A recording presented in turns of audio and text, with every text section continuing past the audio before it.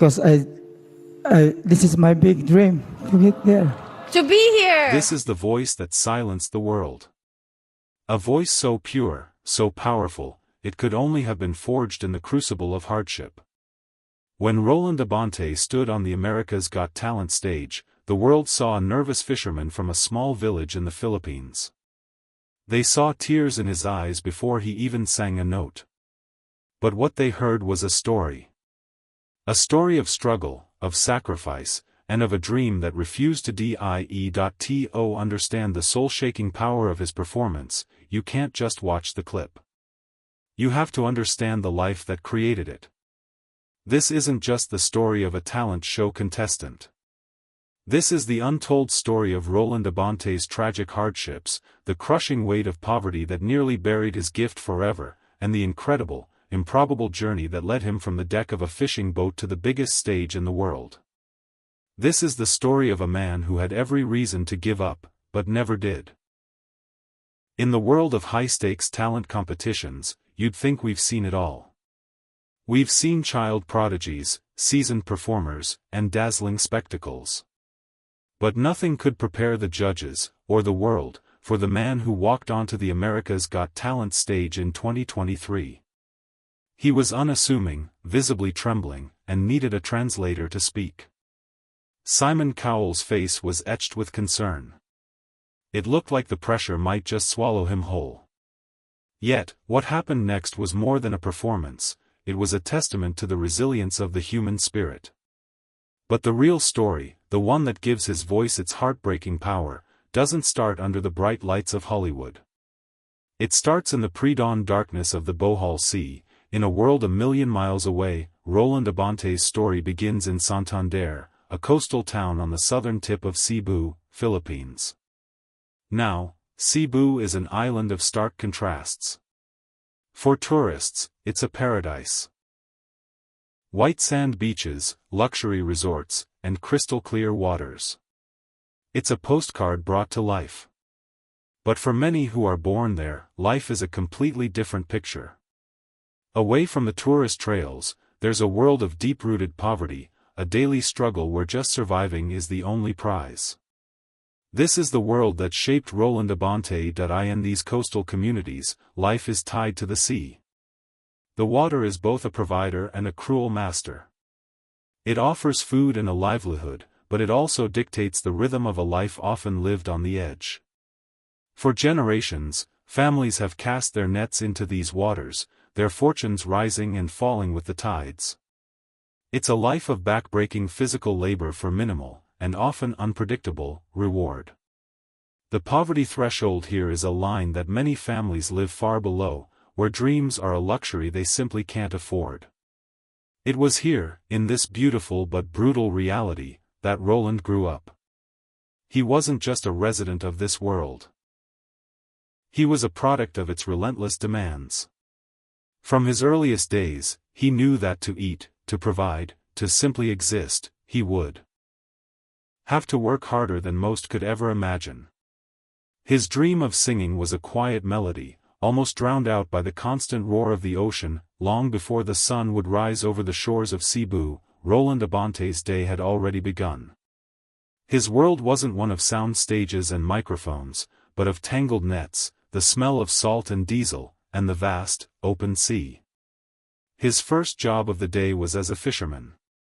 And this wasn't a hobby, it was a grueling, physically demanding necessity to put food on the table for his wife, Sethland, and their young son, Grake. Picture it, the sky is still dark, the air thick with humidity. Roland, alongside other men from his village, heads out in a small, weathered boat. The work is relentless. Hauling heavy nets, hour after hour, under a sun that quickly becomes merciless. And the catch is never guaranteed. Some days, the nets come up full, a bounty that means relief. Other days, they come up light, a stark reminder of how precarious their existence is. This life etches itself onto a person. It weathers the skin and fills the mind with a constant, low-level anxiety. Every day is a gamble against the elements, against dwindling fish populations, and against the sheer physical exhaustion that seeps into your bones. This was Roland's reality, day in and day out.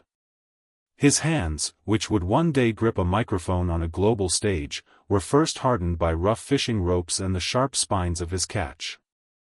It was a life that demanded everything from him, leaving little room for anything else. When the morning's fishing was done, there was no rest for Roland. The sea might have been his first workplace, but the dusty roads of his town were his second. To make ends meet, Roland would climb onto his motorbike. In the afternoons, he became a hable driver, a kind of informal motorcycle taxi, and a deliverman. This second job was a different kind of grind. Instead of the open sea, it was the chaos of local traffic. He would transport people and goods, navigating crowded streets and rural paths for a small fee. Each passenger, each delivery, was another small victory in the daily battle for survival. This wasn't a career path, it was just a patchwork of labor born out of pure necessity. Think of the sheer exhaustion. A body already aching from hours of manual labor at sea is now subjected to the jarring vibrations of a motorcycle for hours more. There's no air-conditioned office, no coffee break, no steady wage. There is only the roar of the engine and the constant mental calculation of whether he had earned enough for the day.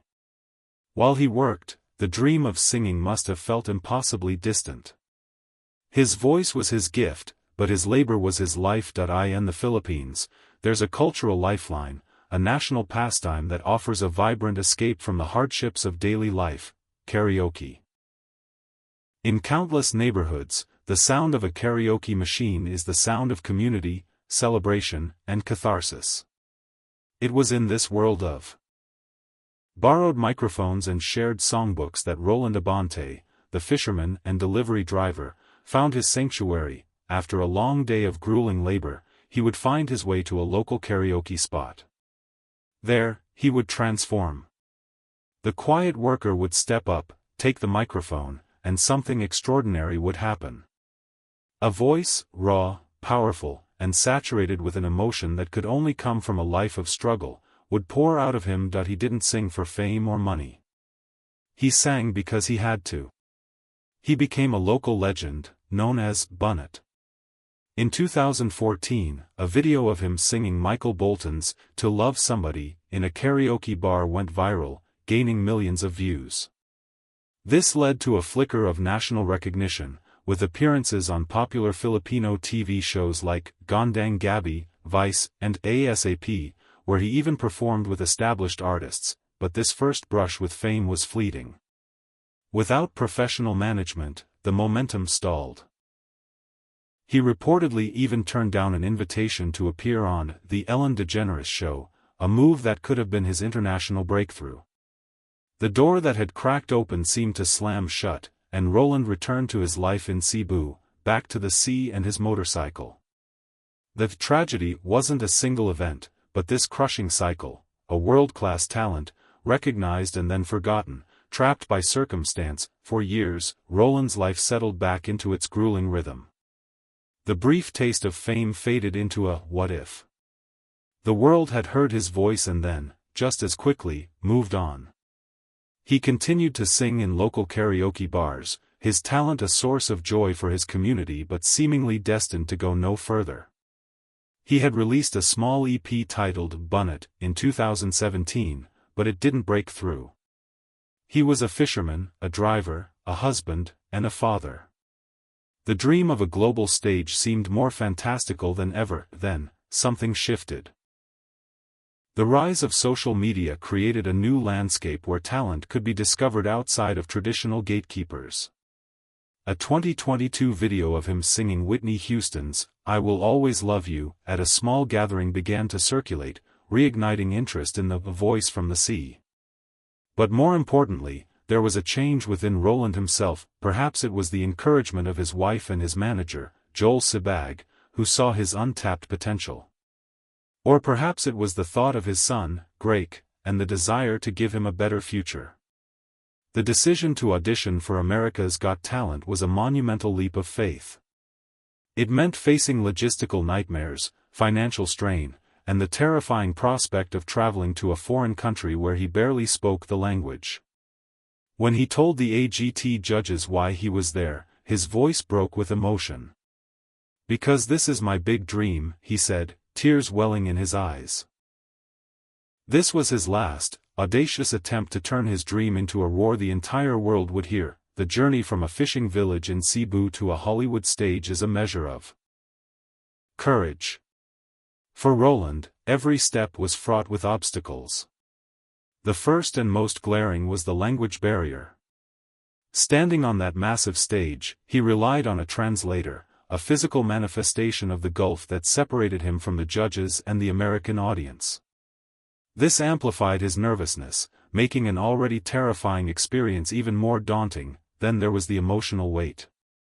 This wasn't just an audition, it was the culmination of a lifetime of suppressed dreams. He wasn't just singing for himself, he was singing for his family, for his village, for every person who had ever told him he was destined for more. This weight was visible to everyone. The judges noted how incredibly nervous he was, his body trembling. It was the kind of pressure that could easily shatter a performance. Beyond that were the practical hurdles, the cost of the trip, obtaining a visa, and the culture shock of arriving in Los Angeles. He was truly a fish out of water. Every single part of this journey was a test of his resolve. Before he could prove his voice to the world, he first had to conquer the mountain of obstacles that stood between his boat and that stage. The flight from the Philippines to the United States is over 7,000 miles, but for Roland Abante, it might as well have been a journey to another planet. Imagine him on that plane, leaving behind everything he had ever known. He was stepping into an unknown universe, armed with little more than a round-trip ticket and a voice that was both his greatest gift and heaviest burden. Upon arriving in Los Angeles, the culture shock must have been immediate. The scale of the city, the speed of life, the chaos of a language he didn't fully understand, it was a world away from the rhythmic life in Cebu. The days leading up to the audition were likely a blur of nervous anticipation and self-doubt. Did he belong here? Was he good enough? The thought of returning home, not as a hero, but as someone who had fallen short, must have been terrifying. That in those final hours, the weight of his dream likely felt more real than ever. It was the culmination of every pre-dawn fishing trip, every exhausting afternoon on his motorcycle, every song sung in a karaoke bar. He wasn't just preparing to sing a song, he was preparing to justify a lifetime of hardship. As he waited in the wings, he had to summon a courage he perhaps never knew he possessed, to walk out into the light and finally be heard. Out of the backstage chaos of America's Got Talent walked Roland Abante, looking small and solitary on the vast stage. The first thing the world noticed was his vulnerability. He was visibly shaking, accompanied by his translator. The initial exchange highlighted the chasm between their worlds. When asked what he did for a living, his story unfolded: a fisherman in the morning, a delivery driver in the afternoon, with karaoke as his passion. When Simon Cowell asked, "Why America's Got Talent?" the raw emotion spilled over. "Because this is my big dream," Roland said, his voice thick with tears. The audience was moved. Heidi Klum, seeing his distress, spontaneously walked on stage and gave him a comforting hug. Howie Mandel offered words of encouragement. But Simon Cowell's expression remained one of deep concern, muttering to the other judges, "He's so nervous." The atmosphere was thick with tension. It felt like watching a man walk a tightrope over a canyon. The music was cued. Roland took a deep, shuddering breath. The world held its breath with him. The opening chords of Percy Sledge's classic, "When a Man Loves a Woman," began to play. The nervous, tearful fisherman closed his eyes. And then, he opened his mouth, and the world changed. The voice that emerged was a force of nature, drenched in soul, with a grit that no amount of formal training can teach. It was the voice of a life lived, carrying the weight of every early morning at sea and every dusty mile on a motorcycle. He wasn't just singing. He was testifying. With each note, the nervousness melted away, replaced by an astonishing power. The audience, which had been watching with sympathetic apprehension, was now completely mesmerized. Jaws dropped. People rose to their feet in pure, unadulterated awe. The judges were thunderstruck. Howie Mandel's mouth hung open. Sofia Vergara watched, captivated. Heidi Klum beamed with vindication. And Simon Cowell, the notoriously stern critic, leaned back, a look of utter astonishment on his face. When Roland sang the final, powerful note, there was a split second of stunned silence before the entire auditorium erupted. All four judges were on their feet, leading a standing ovation that seemed to go on forever. Roland stood in the center of it all, tears of triumph streaming down his face as he received four enthusiastic yes. In 2 minutes, a humble fisherman from the Philippines had become a global sensation. That single performance resonated with millions, a powerful reminder that incredible talent can be found in the most unexpected places. Roland's voice reached across oceans and cultures, touching the hearts of everyone who heard it. And if his story has reached you too, take a moment to subscribe to our channel and hit the notification bell. We're dedicated to bringing you more inspiring stories of underdogs who refuse to be silenced. Roland's audition didn't just get him to the next round, it made him an overnight viral superstar. The video exploded on YouTube, racking up millions of views. He became a household name, celebrated as a national hero in the Philippines and recognized around the globe. He was the ultimate underdog. He advanced to the semi-finals, where he delivered another powerhouse performance of Whitney Houston's "I Will Always Love You," earning another thunderous standing ovation. Simon Cowell praised him, saying, "I know America loves you, and rightly so." Howie Mandel declared it was the performance of a final. He was a clear front-runner, and then, the unthinkable happened. During the results show, his name was not called. Roland Abante was eliminated. A wave of shock and disappointment rippled through the audience and across social media. How could a voice that powerful be sent home? This is the bittersweet reality of talent shows. The exposure was life-changing, yet the ultimate prize was snatched away. He had flown so close to the sun, only to have his wings clipped. The emotional toll of that roller coaster, viral fame followed by crushing elimination, was immense. When we use the phrase, the heartbreaking tragedy of Roland Abante, it's not about a single event. The tragedy is far more profound. The first tragedy is circumstance. It's the heartbreaking reality that a voice like Roland's could exist for decades in obscurity, almost silenced by the weight of poverty.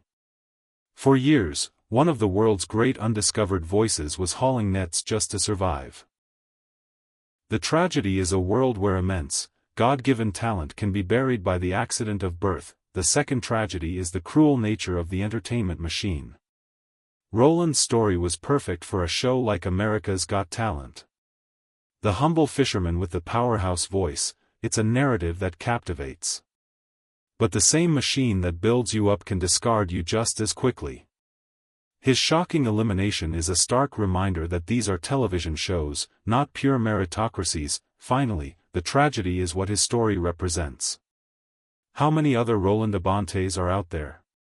How many brilliant artists are trapped in lives of manual labor, their dreams suffocating under the pressure of daily survival? His story is heartbreaking not just for what he endured, but because he's the exception who proves the rule. He was one of the lucky ones who got a shot. The true tragedy is the thought of all the voices we will never get to hear. For most, elimination from AGT is the end of their 15 minutes of fame. But for Roland, it was just the beginning. The outrage over his departure only solidified his status as a fan favorite. He may not have won the title, but he had won the hearts of millions. After taking a much-needed break, Roland and his team began to build on the incredible momentum. He was no longer just the fisherman from Cebu, he was an international artist. Demand for live performances surged. He embarked on a concert tour across the United States, with shows billed under titles like My Story. These were ticketed events where fans eagerly paid to hear the voice that had captivated them. His life has been fundamentally transformed. He's become a sought-after performer for events in the Filipino-American community and beyond. There has also been exciting speculation about a potential collaboration with another Filipino AGT legend, Marcelito Pomoy. More importantly, Roland is using his platform to give back. He has expressed a desire to start a music foundation in Cebu to support underprivileged young musicians and has participated in fundraising for youth feeding programs in his home province.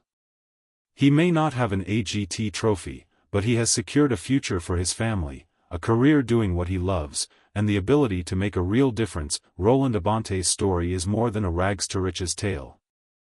It's a profound testament to the power of a dream. It's about a man who carried a symphony inside him while his hands were busy with the hard labor of survival. His journey from the fishing boats of Cebu to the stage of America's Got Talent was a leap across the vast chasm of circumstance. The tragedy of his story isn't his elimination from a TV show. The tragedy is that a world full of systems that value profit over people almost let his voice go unheard. The triumph is that, against all odds, it wasn't. Roland's voice broke through the noise. It reminded millions that talent is universal, but opportunity is not. He may not have won the competition, but he achieved something greater. He gave a voice to the voiceless. He became a symbol of hope for every person who feels trapped by their circumstances. Roland Abante's real victory wasn't decided by judges or votes. His victory is in every note he sings, every stage he commands, and in the inspiring truth that a fisherman from a small village can, indeed, make the entire world listen. Roland Abante's journey from the sea to the stage is one of the most powerful stories of resilience we've ever seen. What part of his story moved you the most? Do you think the judges made a mistake? Let us know in the comments below. And if you believe that talent and perseverance deserve to be celebrated, please like this video and share it with someone who needs a dose of inspiration. Thank you for watching.